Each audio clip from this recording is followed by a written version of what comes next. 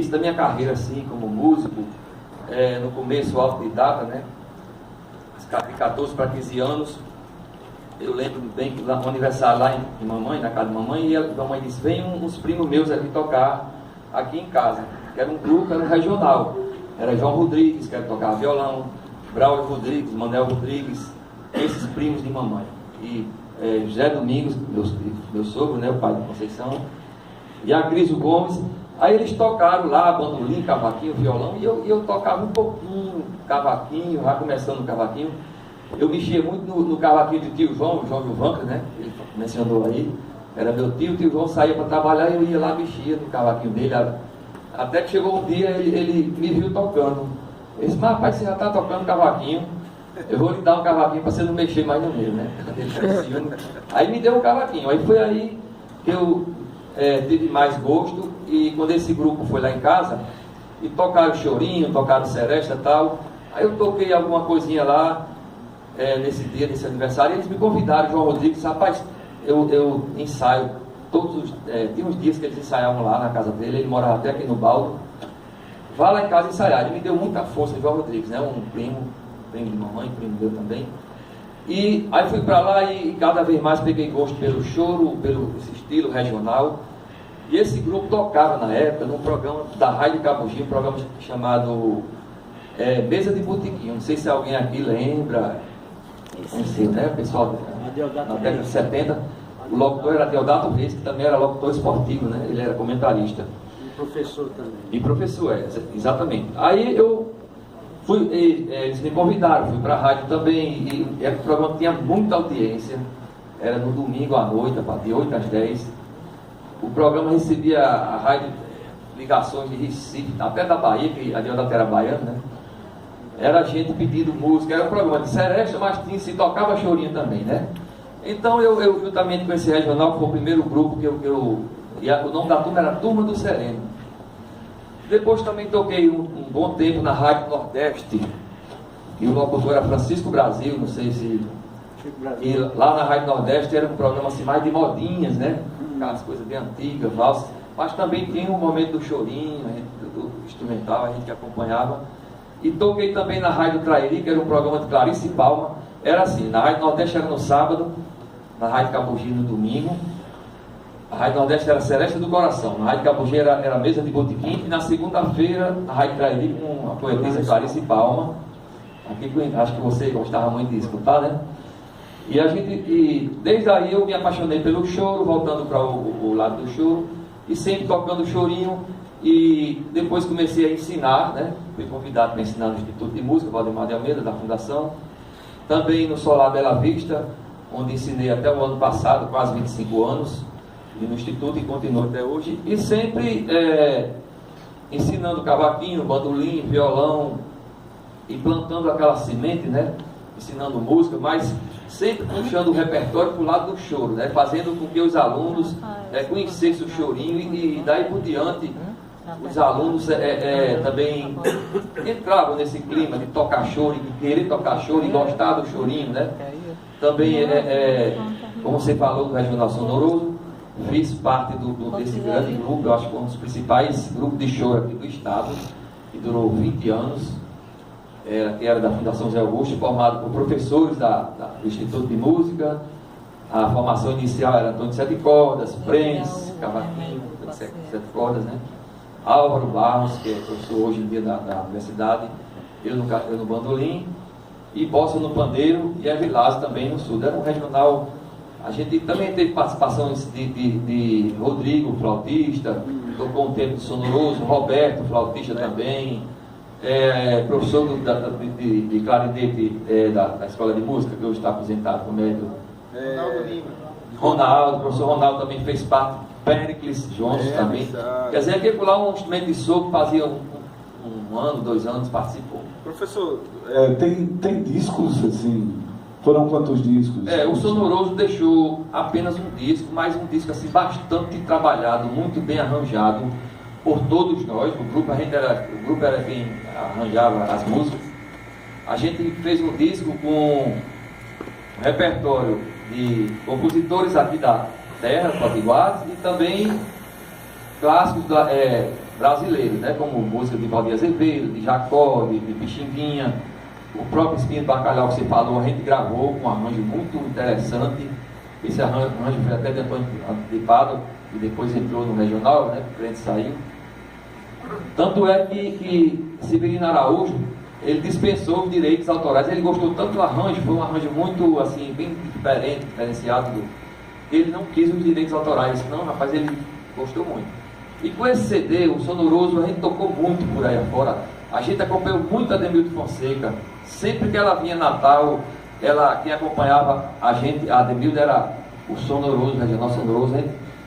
A primeira vez eu lembro que a gente acompanhou a Ademildo Fonseca, fui lá no supermercado São José, que hoje em dia é o Atacadão, se eu não me engano.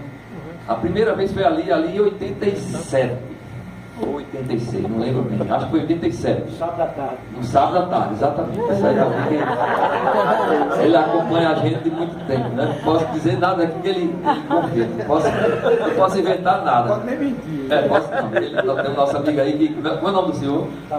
Tavares, aí ele realmente acompanha esse grupo há muito tempo. Só para ilustrar aqui, a composição Espinho de Bacalhau, ela foi composta e o primeiro arranjo assim, foi para Big Band, né?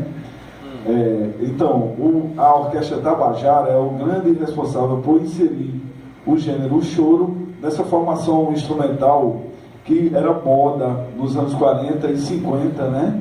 E o chorinho também entrou nesse contexto de Big Band, que era uma moda americana que pegou aqui no Brasil, né, professor?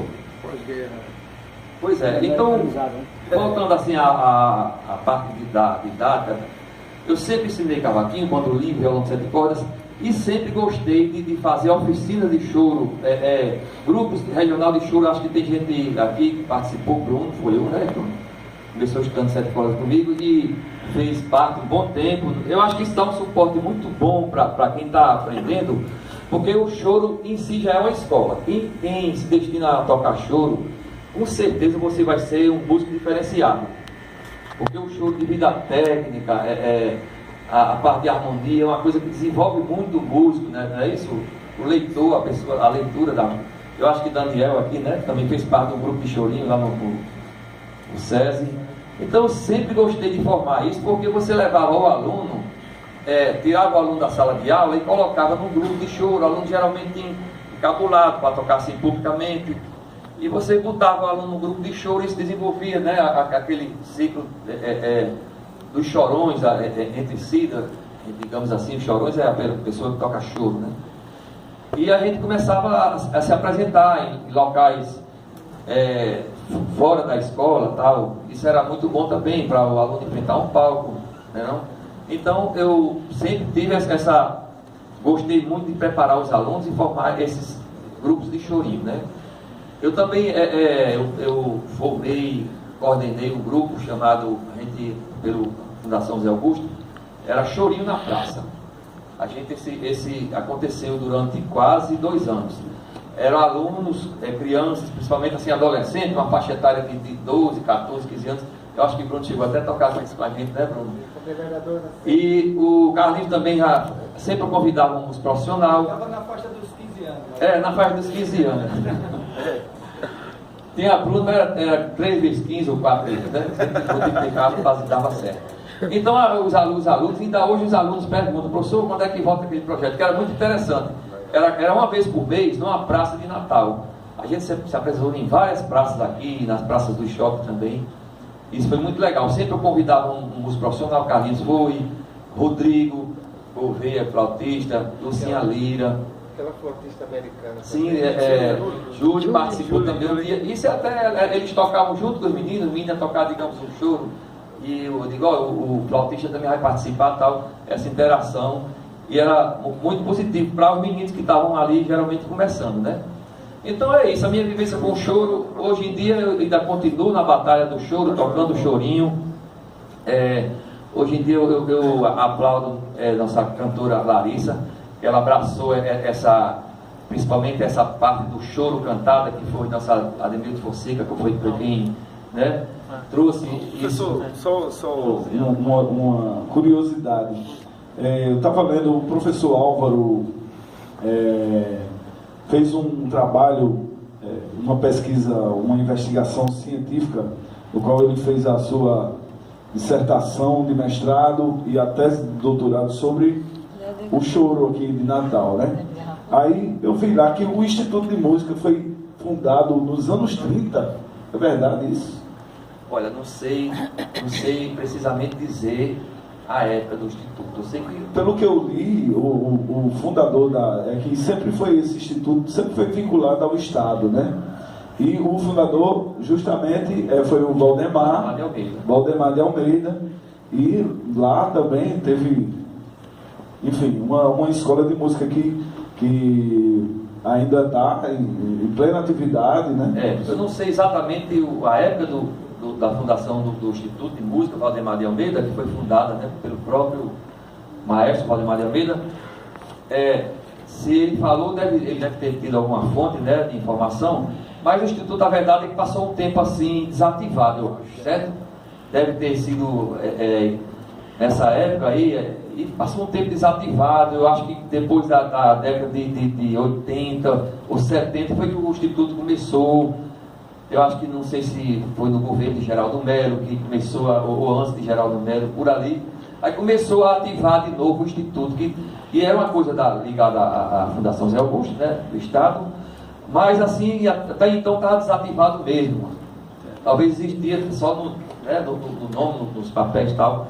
Aí o Instituto voltou com toda a força, convidando os professores, naquela época, né, era convite e tal. Eu entrei no Instituto em 87, na Fundação Zé Augusto, na mesma época que Álvaro entrou.